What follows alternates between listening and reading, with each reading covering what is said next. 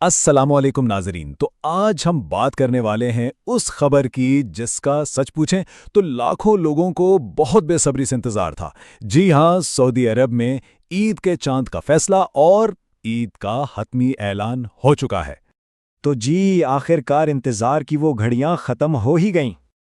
اور سب سے بڑی خبر وہ یہ ہے کہ سعودی عرب میں عید الفطر کل منائی جائے گی۔ اچھا، تو یہ اعلان ہوا کیسے؟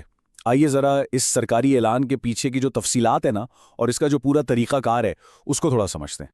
دیکھیں، اسلامی کیلنڈر کی جو روایت ہے اس کے مطابق جب شوال کا چاند نظر نہیں آیا تو اس کا مطلب سیدھا سیدھا یہ تھا کہ رمضان المبارک کے پورے 30 روزے مکمل کیے جائیں گے۔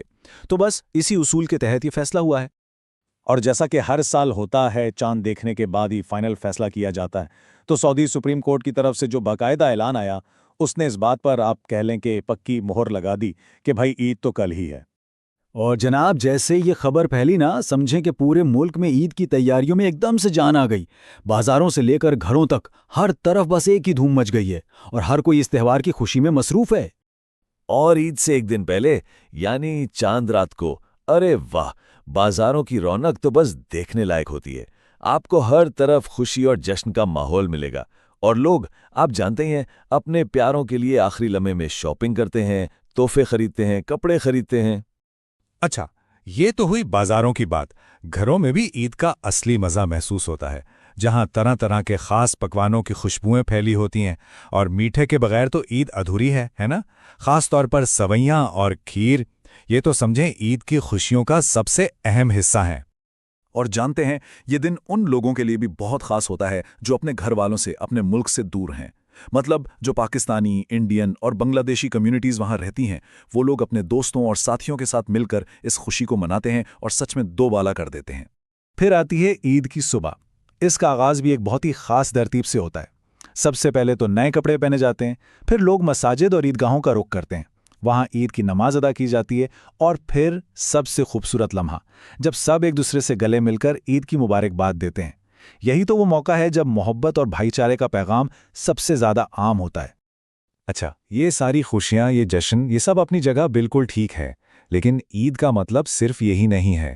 یہ تہوار ہمیں ایک بہت گہری حقیقت کی طرف بھی لے کر جاتا ہے۔ اصل میں عید کی خوشیاں صرف اپنے لیے نہیں ہوتی۔ یہ دن ہمیں یہ سکھاتا ہے کہ ہم اپنے آس پاس جو ضرورت مند لوگ ہیں نا، ان کو بھی اپنی ان خوشیوں میں ضرور شامل کریں۔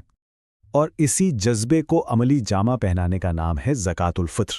یہ وہ زکوٰۃ ہے جس کے ذریعے غریبوں اور مستحق لوگوں کی مالی مدد کی جاتی ہے، اور سچ پوچھئے تو یہی عید کی اصل روح ہے۔ چلیں جی، اب آخر میں کچھ ضروری باتیں اور آپ سب کے لیے ڈھیر ساری نیک خواہشات۔ ہاں، ایک بہت ضروری بات، خاص طور پہ ان لوگوں کے لیے جو سعودی عربیہ میں ہیں۔ پلیز عید کی نماز کے جو صحیح ٹائمنگز ہیں نا، وہ اپنے قریبی مسجد سے ایک بار ضرور کنفرم کر لیجئے گا، تاکہ آپ بالکل وقت پر نماز ادا کر سکیں۔ اور ہاں، ہمیں یہ جاننے میں بہت دلچسپی ہے کہ آپ لوگ اس بار عید کہاں اور کس کے ساتھ منا رہے ہیں۔ اپنے پلانز، اپنے تجربات ہمیں نیچے کامنٹس میں ضرور بتائیے گا۔ اور اگر آپ کو یہ ساری معلومات اچھی لگی ہوں، کام کی لگی ہوں، تو اس ویڈیو کو لائک ضرور کیجیے گا اور اپنے دوستوں کے ساتھ بھی شیئر کریں، تاکہ یہ خوشخبری سب تک پہنچ جائے۔ اور ہاں، مزید ایسی اپڈیٹس کے لیے ہمارے چینل کو سبسکرائب کرنا تو بالکل مت بھولیے گا۔ آخر میں ہماری پوری ٹیم کی طرف سے آپ سب کو دل کی گہرائیوں سے بہت بہت عید مبارک۔ اللہ تعالیٰ آپ کی تمام عبادات اور روزوں کو قبول فرمائے، آمین۔